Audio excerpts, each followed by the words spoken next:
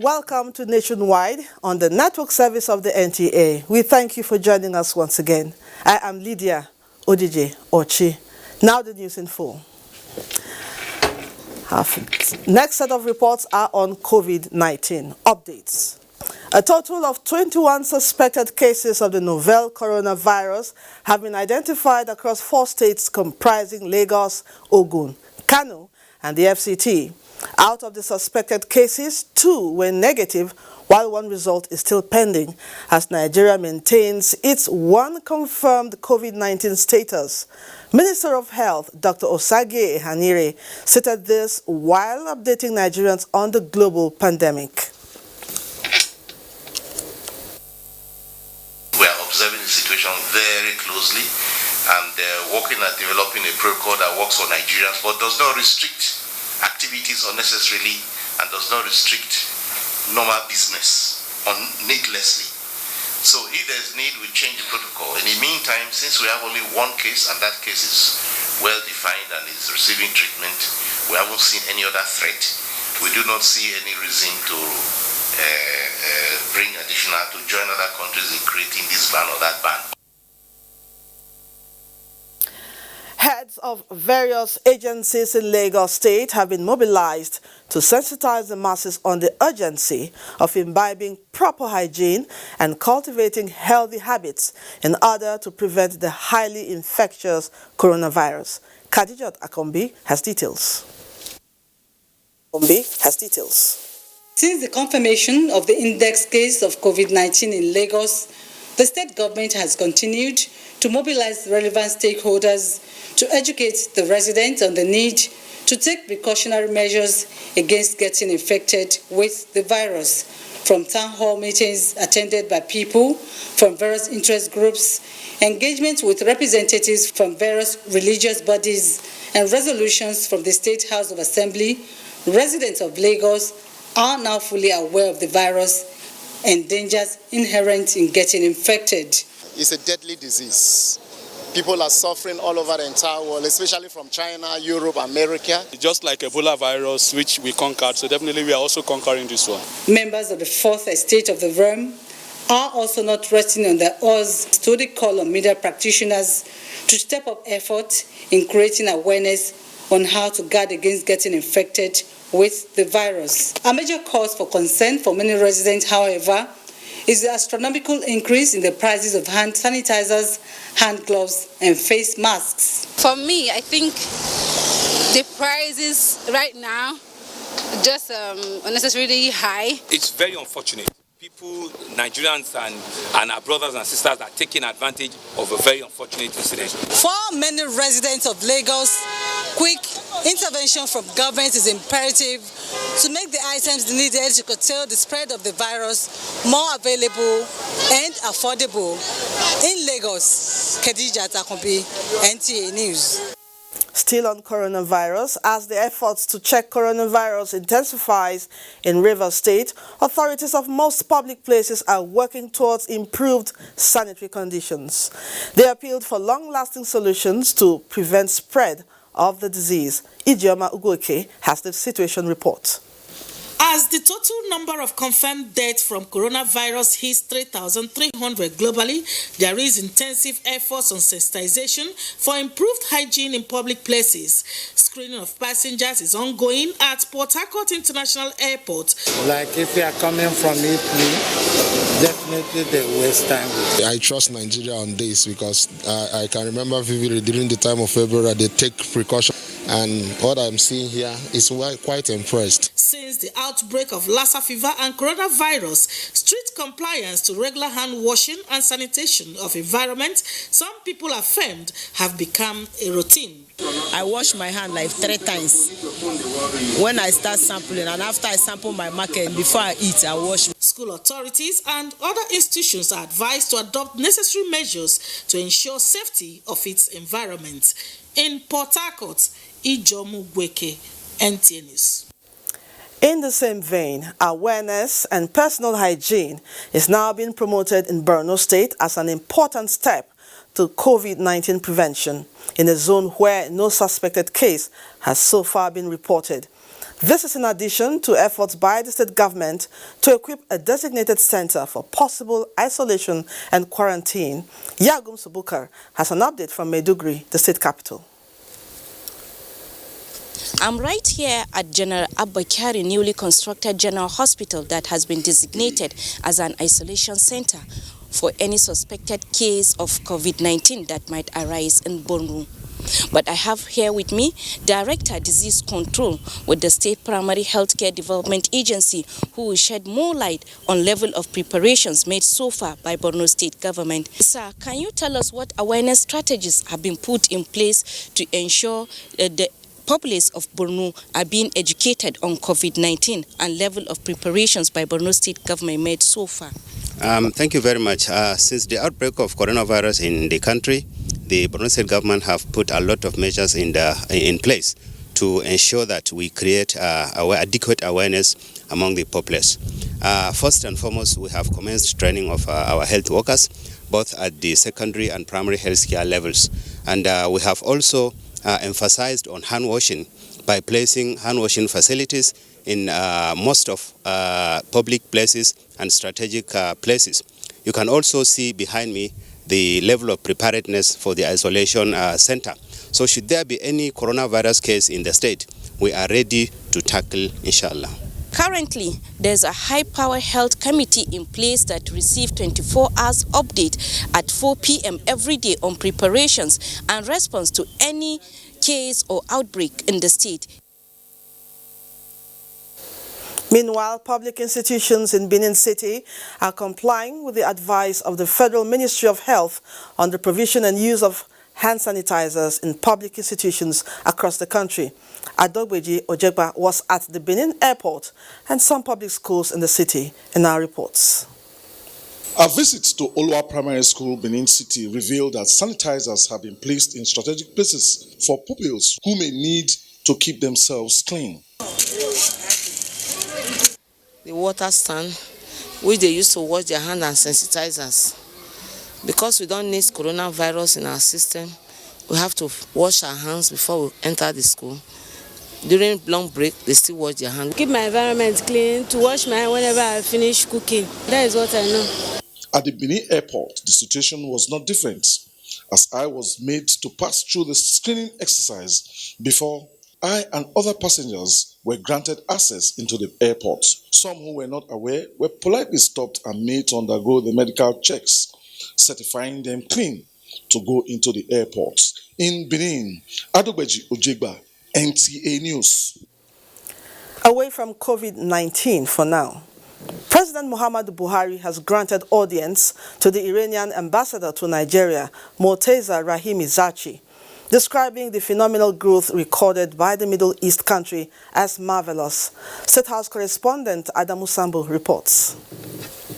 The ambassador of the Islamic Republic of Iran, Morteza Rahimi Zaki, was in the State House on a farewell visit.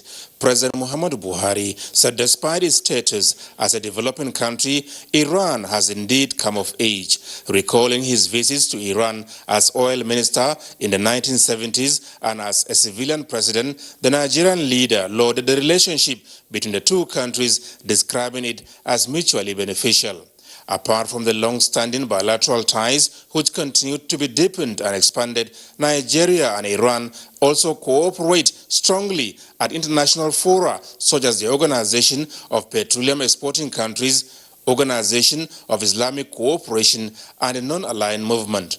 President Buhari wished the ambassador, who spent about 4 years in Nigeria, greater successes in his future endeavors. Ambassador Moteza Rahimi Zaki stated with pride that his tour of duty in Nigeria is very successful. He described Nigeria as a very strong country in Africa with bright prospects for a sustainable future. He commended President Muhammadu Buhari for the nation's strides in the war against corruption and revival of the economy. The envoy said Iran had a lot of experience to share with Nigeria in the fight against insurgency, expressing the belief that the terror war would eventually be won. From the State House, Adamu Sambu, NTA News. More from the State House. Vice President Yemi Osinbajo has called on states, local governments and the business community, as well as civil society organizations to collaborate in support of the MSME. State House correspondent Gideon Ifade reports. The state is one that prouds itself to be the salt of the nation, and much is happening here. The people are predominantly traders and farmers and are here at the MSME clinic showcasing their products and also meet one-on-one with the regulatory agencies and relevant organizations. The clinic is going to go around all states. It's going to be felt by every nook and cranny of this nation. Even down to the pure water bottling companies, we've done a lot for them here in Ebonyi State. At the moment, it's very awesome. If you turn around, I particularly am surprised that Ebonyi can bring this population. The people are hard-working, but most of them are still struggling to get off the ground.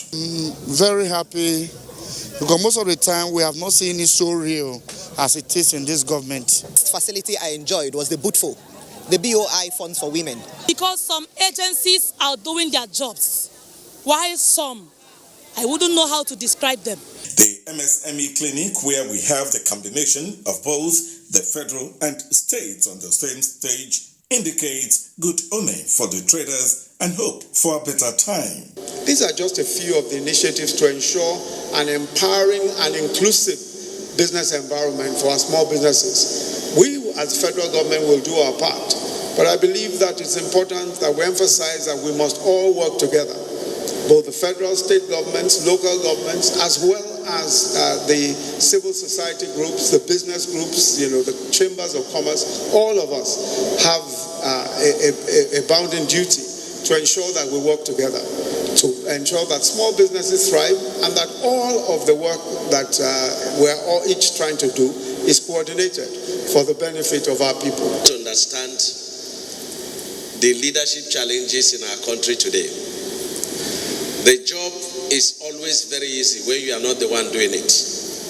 But I can see that the grace of God upon you, your comportment, perseverance and tolerance, and your commitment in partnership with our dear President, they have contributed so much in the stability of this country. The quality of Nigerian products, is not debatable. One thing that has been the challenge is packaging, and now we are really seeing an improvement in that area. From Abakaliki in Ebonyi State, I'm Gideon Ifade, NTA News. And in Abuja, the Chief Justice of Nigeria, Justice Ibrahim Tanko Muhammad, has sworn in the acting President, Court of Appeal, Justice Monica Bulnaan Dongban Memsem. The Chief Justice of Nigeria, who administered the oath of office, asked her to remain focused and discharge her duties with diligence. The Chief Justice of Nigeria commended Justice Dongban Memsem for impeccable record of service to the judiciary. He said she was selected based on competence and qualification. Until her appointment, Justice Monica Bulnaan Dongban Memsem was the presiding Justice Court of Appeal, Enugu Division, and life member body of benches. Governors Simon Lalong of Plateau State and Abubakar Bagudu of Kebbi State. In addition, the Secretary to the Government of the Federation, Boss Mustafa, were among those that witnessed the ceremony. Let's take our first commercial break. When we return, more reports. Stay tuned. Coming on April 2nd, 2020, in the capital city of Abuja, the Ivory 8 Ball, a life-saving fundraising event featuring music and arts in aid of skin cancer patients with albinism. For participation and sponsorship, call Edidiong on 070-197-73352 or Chinwe on 090-559-61514. This event is powered by Nigerian Television Authority, TV Enterprises, Federal Radio Corporation of Nigeria, FRCN, African Independent Television, and Raypower FM, Silverbird Television, and Rhythm FM, the Albino Foundation, the Ivory 8 Ball, for a worthy cause. Watch out. Engineering skills and technology define the quality of television transmission output. Training and retraining of appropriate personnel on the management of modern equipment is therefore a key competition strategy in the dynamic television industry. NTA TV College, Jos, invites relevant desk officers to special engineering courses as follows. 1-week course on audio engineering, operations and maintenance, date 20th to 24th April 2020. 1-week intensive course on electrical power, earthing, lighting, uninterrupted power supply UPS, inverter and solar system, date 1st to 5th June 2020. 1-week intensive course on studio broadcast equipment and outside broadcast operation, date 15th to 19th June 2020. 1-week course on new technologies, optical fiber, IP technologies, automation storage and wireless technology, date 10th to 14th August 2020. The venue for all courses is NTA Television College, near Old Government House, Rayfield, Jos. Course fee 40,000 naira per participant, accommodation inclusive. For more inquiries, please call 0803-314-4383 or 0806-980-9807. NTA TV College, Jos, training you to be the best you want to be. My name is Yemi Adetunji, the COO downstream of NNPC. Ever since the closure of the borders, we have seen a marked reduction of about 10% in terms of the evacuation of what you call loadouts of PMS, which equates to about 6 million liters per day. Essentially because of the border closure, because of certain aspects we've also done as NNPC, working with our sister organizations, sister agencies, Nigerian Customs, DPR, Federal Ministry of Petroleum Resources, and other agencies, and also what we call Operation White, which is an intervention we have put in place to trace and track every molecule of petroleum products as they arrive in country through the vessels, as they move through the depots, and as they are evacuated with trucks out of the depots. COVID-19 transmission is mostly through droplets from sneezing and saliva. The most effective way to protect yourself from the virus is to practice good personal hygiene. Wash hands with soap under running water or use an alcohol-based sanitizer if water is not available. Maintain at least 2 meters distance between yourself and anyone who is coughing or sneezing. Cover your mouth and nose with your elbow or tissue when you cough or sneeze. Dispose of the used tissue immediately. If you have traveled recently to a country with COVID-19 outbreak in the last 14 days and you have a fever, cough, or breathing difficulty, call NCDC toll-free numbers before going to the hospital. This message is from the National Orientation Agency. The Gunners have won 2 consecutive Premier League matches for the first time since August. Will they be able to keep up the run of victories? Find out this weekend when Arsenal take on West Ham on the Premier League Live, shown on NTA Network at 3:30 p.m. The Premier League Live is brought to you by Coca-Cola and Axis Bank.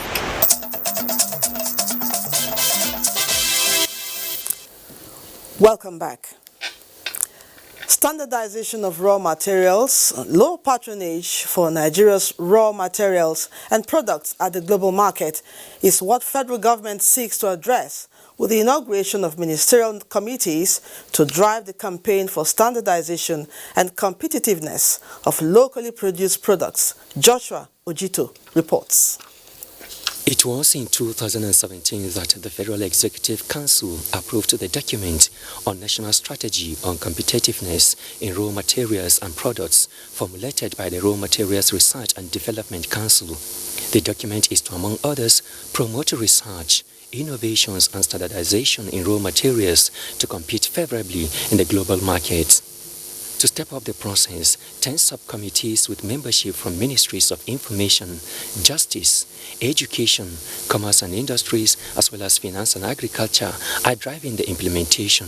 It is hopeful that in the short term, these various subcommittees will take advantage of the border closure by the federal government of Nigeria and assess its positive socio-economic impact on the production and utilization of raw materials for local industries. Our processes can be in tandem with international best practices in whatever we are doing from now on. And above all, to see how we can use science, technology and innovation to diversify the economy. The challenge we have is the propensity of an average Nigeria to think that, in quote, foreign products are better. No, they are not. We also, as part of our mandate, is to ensure that every of our members produce to standards. Addressing patronage for foreign raw materials in the country is another area of interest for the committees. In Abuja, Joshua Ojito, NTA News. In view of market developments and following OPEC's 178th extraordinary meeting in Vienna, the heads of delegation of the OPEC conference held further consultations and decided to recommend to OPEC extending the duration of the proposed 1.5 million barrel per day additional adjustment until the end of 2020 instead of 30th of June 2020. Lydia Sampson has more. The consultations, monitoring and constant review undertaking of current market conditions, OPEC Secretary General says, demonstrate the strong commitment of OPEC member countries to work together to restore oil market stability.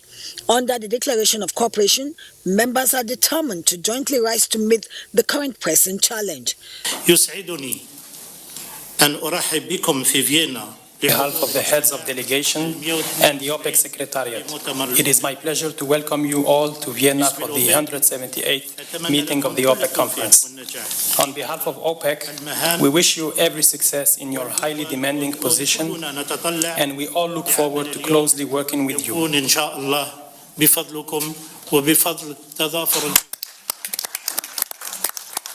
Member countries reaffirmed their continued focus on fundamentals for a stable and balanced oil market in the interest of producers, consumers and the global economy. OPEC in a statement says member countries are resolute and committed to being dependable and reliable suppliers of crude and products to global markets.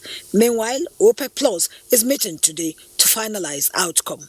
Lydia Sampson, NTA News. Quality legislation requires capable support staff towards achieving effective output. Speaker, House of Representatives Femi Gbajabiamila made this assertion when he hosted the newly constituted National Assembly Service Commission. He said that the legislature being the backbone of democracy, it is therefore a duty of the commission to ensure that staff recruitment is based on merit.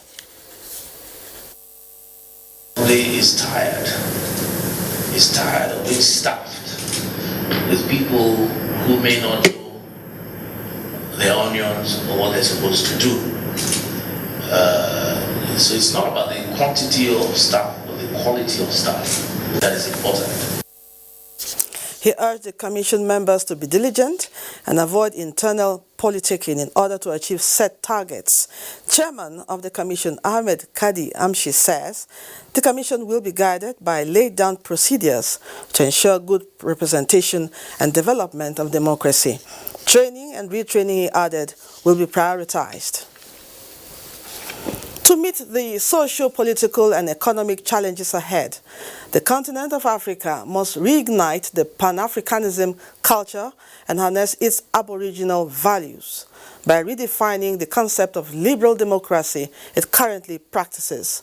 This recommendation is the major talking point of a high level colloquium organized in honor of the 83rd birthday celebration of former President Chief Olusegun Obasanjo. Adeni Taiwo completes the report.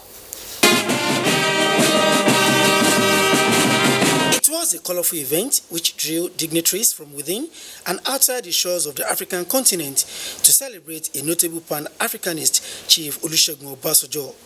For a man whose checkered life is entwined with the history of modern-day Nigeria and Africa, his 83rd birthday celebration turned out to be a veritable platform to chart a way forward for the continent.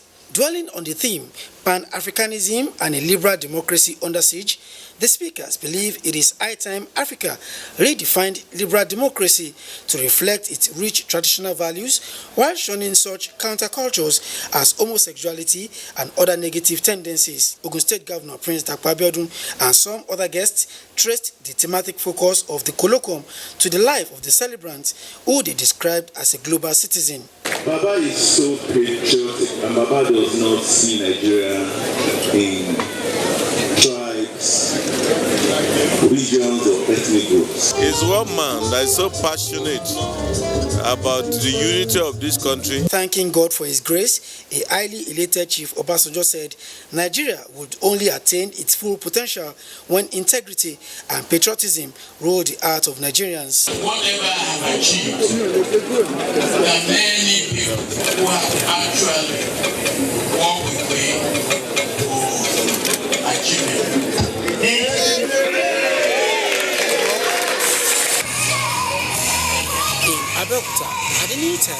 Continues. You're still watching Nationwide. Let's join Ruth Ario Samuel in Lagos for more reports. Hello, Ruth.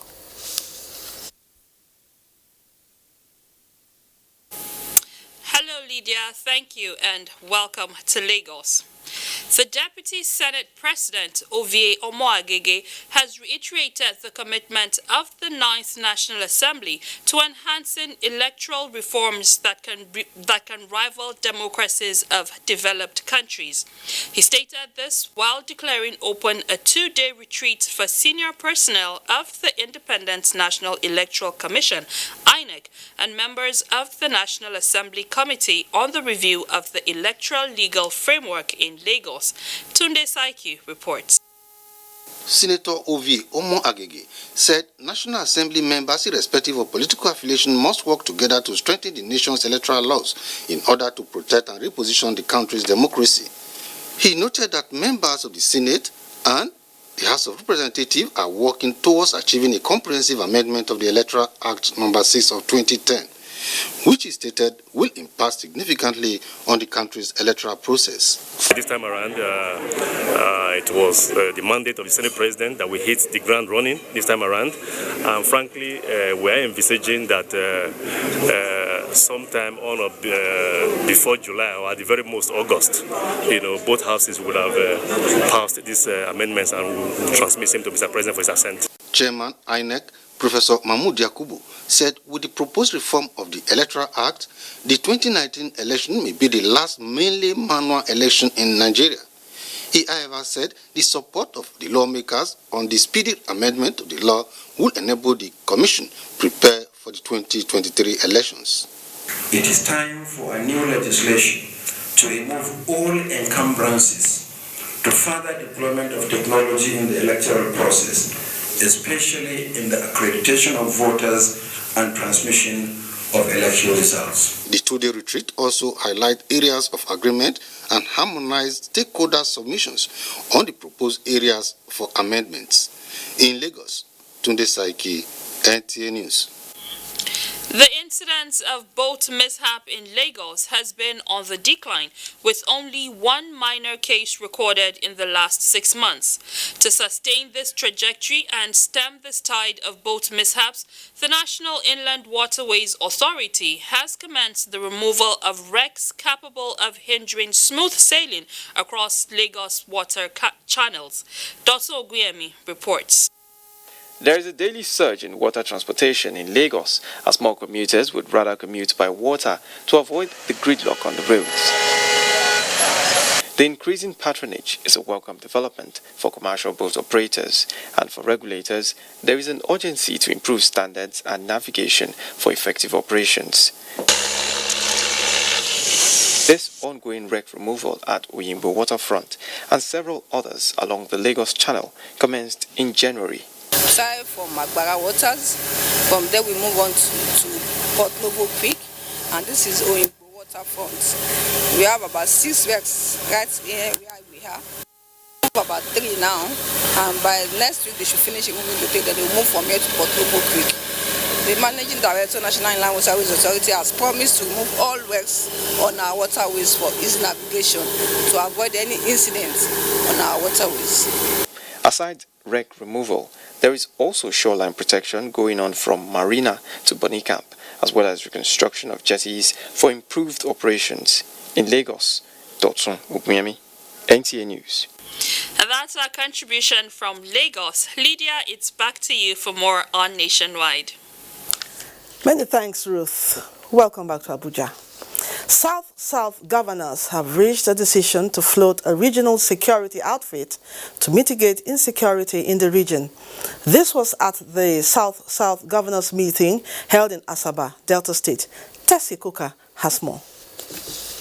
Top on the agenda of the meeting of the South-South governors held behind closed door is the issue of security and economy as disclosed by the chairman of the forum, Governor Ifeanyi Okowa. I've agreed as a region that there is a need to have a regional security outfit, and we have mandated the Brace Commission to begin to work out the details and to brief us at our next meeting, which is going to hold in Port Harcourt. The forum also resuscitated the Brace Commission as part of the strategy of making the South-South region economically viable and vibrant. The Brace Commission has established is to help us look into issues of regional economy and the need to develop our region collectively instead of working as individual states. The forum also agreed that the 13% derivation from the federal allocation should henceforth be first-line charge in Asaba.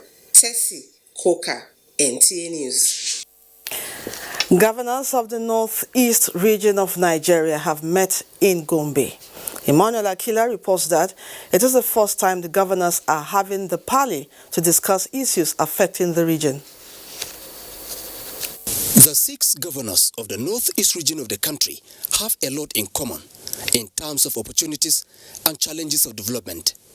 The regional cooperation is aimed at exploring common grounds to tackle the menace of insecurity, harness economic advantages, especially the discovery of petroleum in commercial quantity in the region in recent times.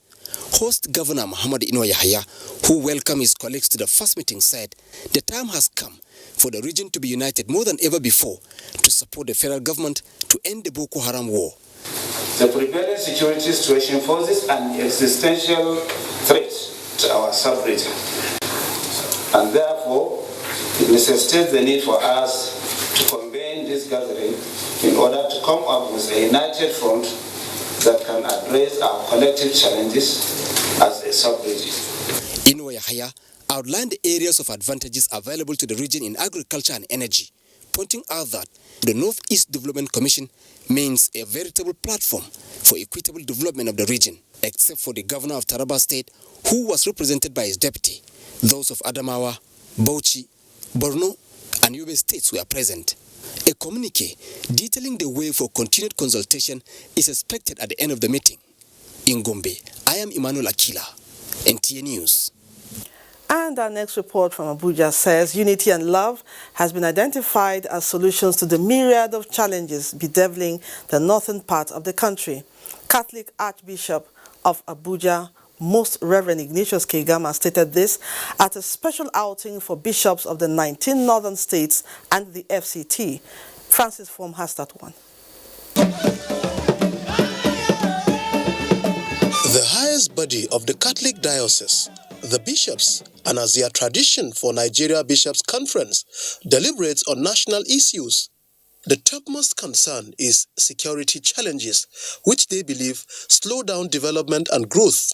At this gathering, organized by Northern Parishioners in Nigeria, known as St. Gabriel Arewa, they canvassed love with the fear of God to guarantee harmony, peace and progress. If we allow the word of God to dominate, to rule our lives, whether you are Christians or Muslims, I tell you, the solutions to the problems of Nigeria are at hand. Let us remain focused in prayer. Let us remain determined. The reason behind is to unify ourselves into one group. So this community is on how we can see and realize the Nigerian in the eyes of each and every one of us. In Abuja, Francis Form, NTA News. Following the decade-long insurgency, which brought setbacks to the education sector in Borno State, Borno government, with the support of partners, has devised a model that go back to school, with focus on building infrastructure and reconstructing destroyed ones with the aim of reducing the high level of illiteracy, a major cause of Boko Haram crisis. Maimuna Garba examines schools' enrollment efforts as the foundation of educational development in the human societies. Gajiram headquarters of Mganze local government is one of the communities overrun by the Boko Haram insurgents, destroying municipal buildings and private residences with a resultant effect on social and economic activities. The education sector bore the brunt of the atrocities committed in the decade-long insurgency, giving rise to a huge number of out-of-school children in most communities. We came here not only for the distribution of food items. This is one of the local government that has been ravaged by Boko Haram insurgency. You can see we have nothing fewer than 50,000 children in this town. So we wanted to enroll them into school. This administration is looking to the possibility of recruiting qualified personnel into our schools, make proper enrollment so that academic activities will resume in primary schools in this town, while we are also looking to the possibility of reopening the secondary school. Abubakar Umara was in Gajira Mega School to kickstart the enrollment drive, where he charged the district head of the area, the education secretary and other stakeholders to ensure that the enrollment matches the classroom capacity, and further assured them that the state government will provide all their needs, including school uniform, to ensure that all schools in Gajiram are reopened. Addressing stakeholders, the governor charged them to cooperate with security agencies in the quest to restore normalcy in the area. From Gajiram headquarters of Mganze local government, Mahmoud Goni, NTA News. That was Mohammed Goni's report and not Maimuna Garba. Now, more on enrollment in schools with Dr. Shetima Bukar Kulima, the chairman, Borno State Universal Basic Education Board. Thank you for joining us on Nationwide. Now, how much has been done in Borno to revive the education sector, particularly primary education? Yes, in the last 1 decade, Borno witnessed an unprecedented destruction of facilities, particularly of the school. On record, we have lost 512 schools, and in view of this, in order to get these children back to school, the Borno State government enormously committed enough resources for the purpose of establishing schools. It is also here on record that we have established from 2015 to date 30 mega schools, where we went further to equip them with modern equipment, and all these schools are having child-friendly condition. And aside, we are going further to renovate the schools. We are building back better, as Clinton used to say. And as a result of this destruction and displacement, a huge number of children are running in the streets. And if government does not do something, there is possibility of these people will fall to the greedy jaw of the terrorists. Because at this point, you know that one philosopher in France, John Locke, used to say children from 1 to 18 having a tabula rasa mind. They have a very free mind, and they could easily be casual. And for that reason, We know that only education can give them that mental emancipation.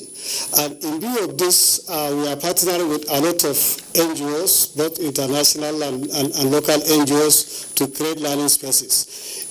In the existing schools where there are spaces, we create new classrooms, and those that have been dilapidated were restructuring them back.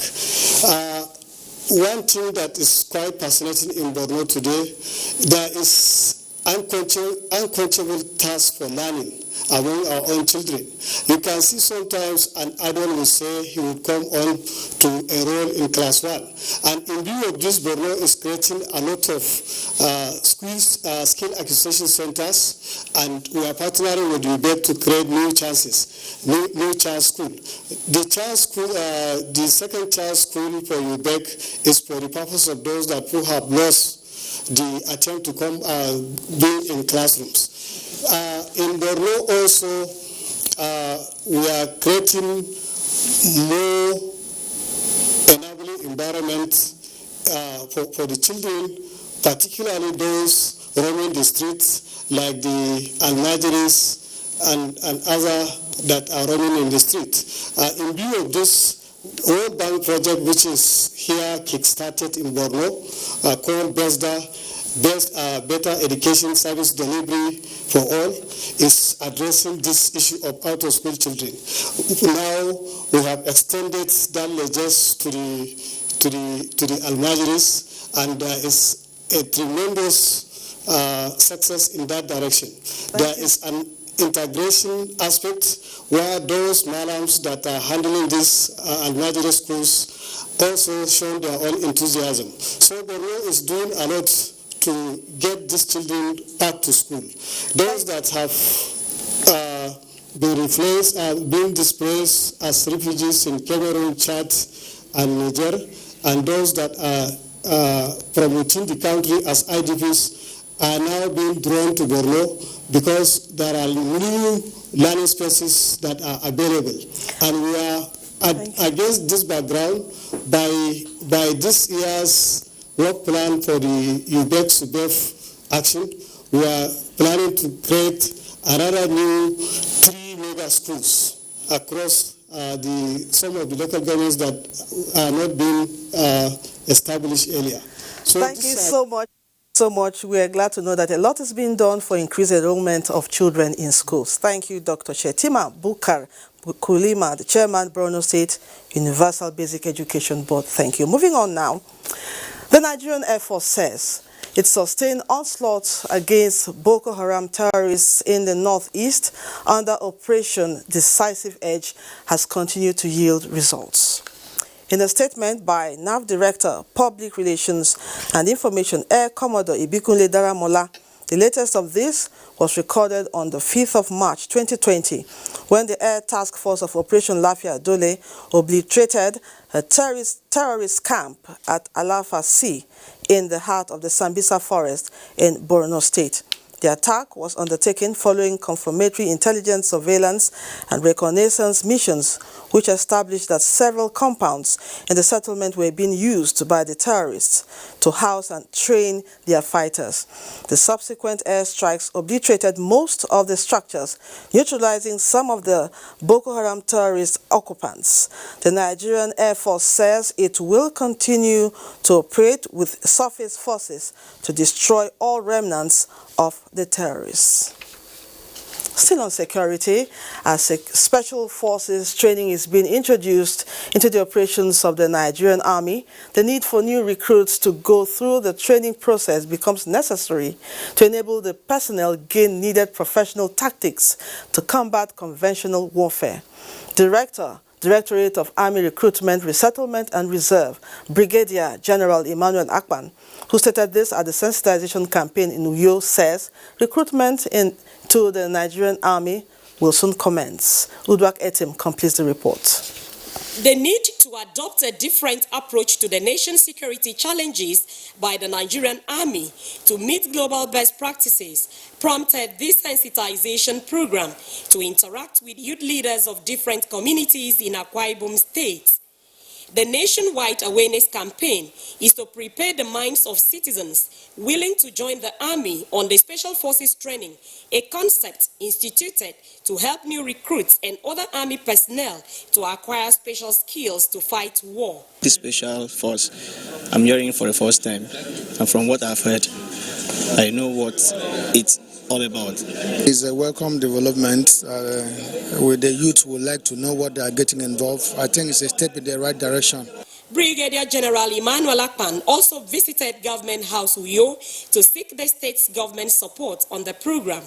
Very tough training, very rugged, energy-sapping and highly very demanding, and requires that those who must participate in that training must not only be physically and medically fit, but mentally very robust to undertake that training. Any insurrection, any act of aggression, any threat to Nigeria's territorial integrity can stay in your home and feel at peace, but there are young men and women who, in the event of any whatever, they are going to respond to you with the best of wits. To round up his visit to Akwa Ibom State, Brigadier General Emmanuel Akpan also visited the Commander 2 Brigade of the Nigerian Army. In Uyo, Uduak Etam, NTA News. Rahman Usman Jibrila is standing by in Sokoto with trending stories from that axis. Over to you, Abdul Rahman. Media and welcome to Sokoto. Sokoto State Government says it will not be in the rush to ban the current Almajiri system of education without an alternative on ground. Governor Aminu Waziri Tambol dropped the hint when the Indonesian ambassador to Nigeria also visited him at government house. Reports. Sokoto State Government is eyeing the Indonesian model of Islamic education system to serve as an alternative to the current Al-Majri system. The Indonesian model uses mosques, Islamic assembly buildings, and a Muslim school operated by religious leaders with a blend of Islamic and Western education. The plan to adopt the Indonesian model is part of a mission to expose school-age children across the state to both Islamic and Western education simultaneously. So we're working on a framework that will ensure that as we ban, then we know where we're taking these children to. And then we make sure that they are all incorporated in our educational system and they become better students. At the Sultan's Palace, the Indonesian ambassador spoke of strengthening areas of cooperation between the two countries to include agriculture and religious affairs. The Sultan of Sokoto, Muhammad Saad Abubakar, appreciated mutual interest and called for Indonesian support towards social challenges facing Nigerians. We have a lot to learn from Indonesia, not just being the most populous country, Muslim country in the world, but because of its advancement in tackling social issues, especially those issues we are facing in this part of the world and this part of the country. The Sultan will be visiting Indonesia to further deepen the relationship between the two kingdoms. In Sokoto, Sheikh Muhammad Dati, NTA News.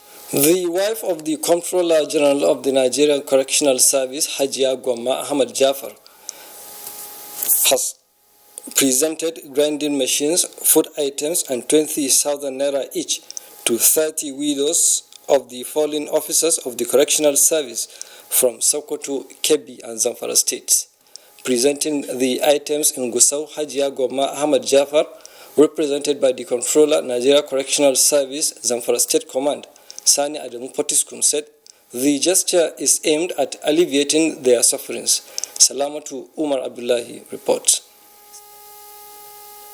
The humanitarian gesture was aimed at supporting widows of the fallen heroes of the Nigerian Correctional Service to alleviate their sufferings. While presenting the items to the beneficiaries, the Comptroller of Nigerian Correctional Service and First State Command, Sani Adam Potiskum, applauded the effort of the wife of the Comptroller General and said this will assist immensely in making their lives better. We are going to give them one by one so that everybody will see it. The money the grinding machine, the everything she has given. He called on the beneficiaries to make good use of the assistance presented to them. Some of the beneficiaries who spoke to NTA News expressed happiness over the gesture and said this will help greatly in making their lives better. They thanked the donor as well as the controller of the Nigerian Correctional Service in Zamfara for touching their lives and prayed God to reward them abundantly. From Gusau, Salamatu Umar Abdullahi, NTA News. That's our contribution from Sokoto. Back to Lydia in Abuja for continuation of Nationwide. Thank you, Abdulrahman. We now join Linda Okore live at unveiling of the Women's Rights Network holding in Abuja. Linda, if I'm loud and clear, can you tell us what the situation report is? Okay, thank you, Lydia. As you can see, women are here in their numbers. Women are here in the numbers to draw attention to significant issues. Okay, significant issues bothering women, such as sexual harassment, between courts. We seem to have lost Linda there.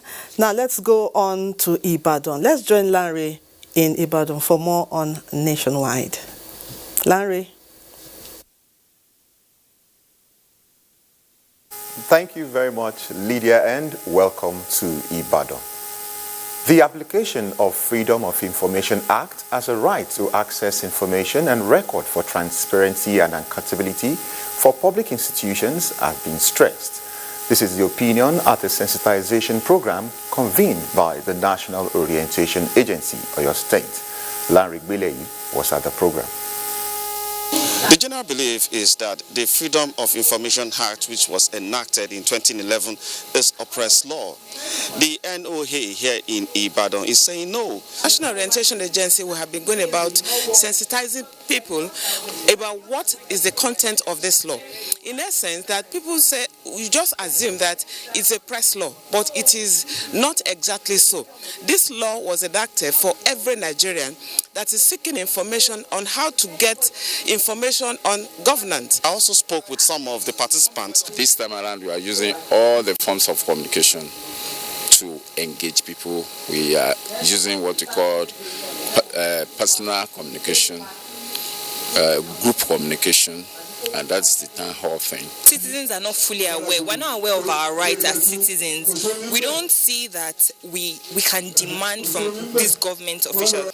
Now, the main essence of this sensitization program is to showcase how you can use the Freedom of Information Act to get access to all kinds of information from the public institution. In Ibadan, Larry Gbeleyi, NTA News. Nigerian youths have been urged to leverage on skill acquisition to develop their potentials for nation building. This was the message of Oyo State Governor Seyi Makinde to the passing out parade of 2019 Batch A Corps members who served in Oyo State. Kayode Oladosu has the report. 3,712 2019 Batch A Corps members who have completed 1 year compulsory service to the nation in Oyo State and ready for the labor market were urged to utilize the skill acquisition and entrepreneurship development scheme of NYSC to become job creators rather than job seekers. In his message, Governor Seyi Makinde, who was represented at the event, commended the outgoing Corps members for their contributions to the development of Oyo State, adding that they should uphold the ideas of NYSC in promoting the unity and peace of the nation in their next phase of life. Government cannot provide jobs for everybody, so we need a lot of people to put their creativity into action and then make something out of it. During the camp, they went through entrepreneurship development. They put their hand in different skills that will go home and develop it. Some of the Corps members expressed readiness to contribute to national development. Irrespective of where I might find myself, the NIC has really prepared me. They keep on saying youth are the leaders of tomorrow, ever since. But presently, we youth, we need to stand. We need to stand firm in order to work towards reshaping the country. Some of them were recognized for outstanding performance during the service here in Ibadan. Kayode Oladosu, NTA News. That rounds off our contribution from Ibadan. Rest of Nationwide continues after this time out. We have 30,364 individual, 6,437 household. Boko Haram ya koro mu daga garinmu wanda ake cewa Doron Baga. The government has done a lot of things. Some corporate bodies have also done a lot of things, but there's still a lot to be done.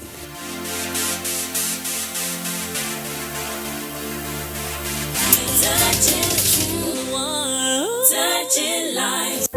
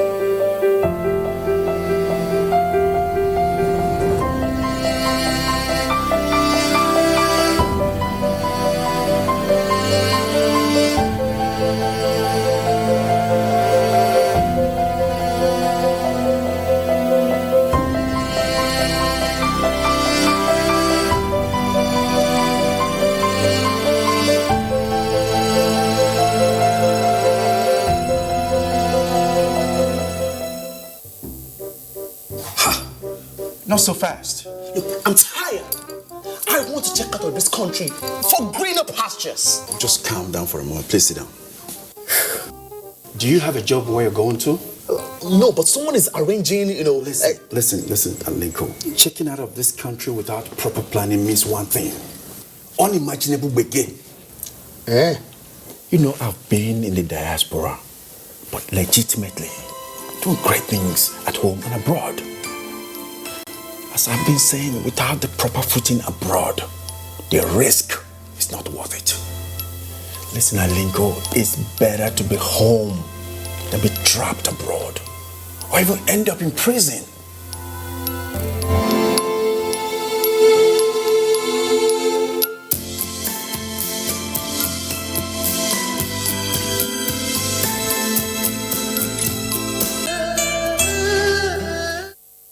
Lassa fever occurs when a person gets bitten by a rat carrying the Lassa virus. It is also contacted through the consumption of foods that have been contaminated by either the saliva, urine, or excreta of the rats.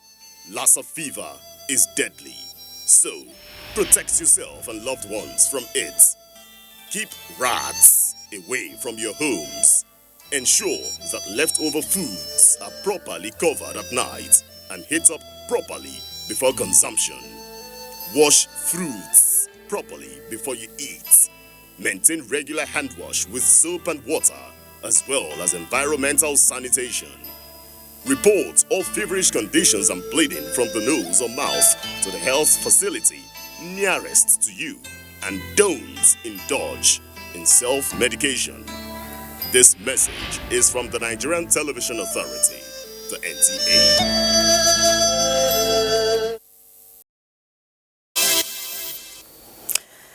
That's it on Nationwide. We thank you for being a part of it. I am Lydia Odidiochi. Have a wonderful evening. Bye for now.